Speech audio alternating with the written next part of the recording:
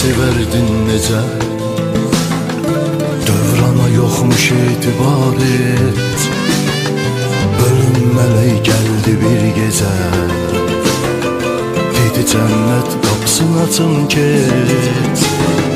Ты достойно встречал смерть, ты из жизни ушел молодой, выбрал свою дорогу маленьких лет, стремился жить воровской.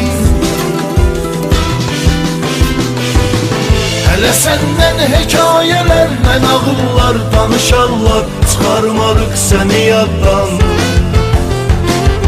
Diğer sirdaşımızdı, o bizim kardeşimizdi, o zaman köştü hayattan. Hele senden hikayelerle nağıllar danışarlar, çıkarmarık seni yaddan.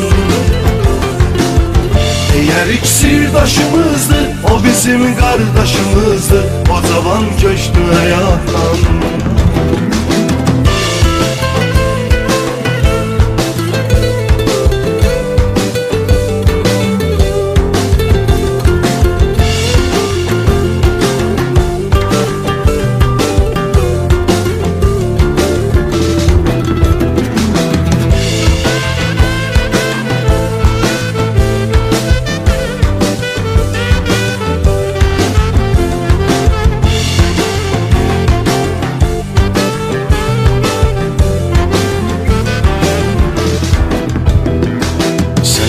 Herkese yaxşılıq etdi, yaşadın ömrünü doğru düzgün.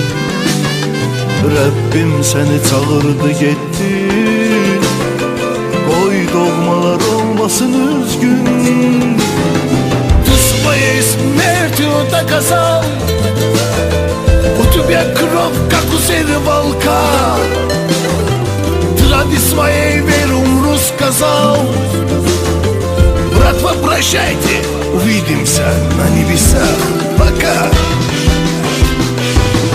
Hele senden hikayelerle nağıllar danışarlar, çıkarmarık seni yaddan.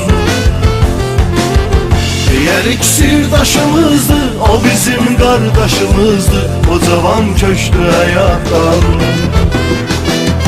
Hele senden hikayelerle nağıllar danışarlar, çıkarmarık seni yaddan.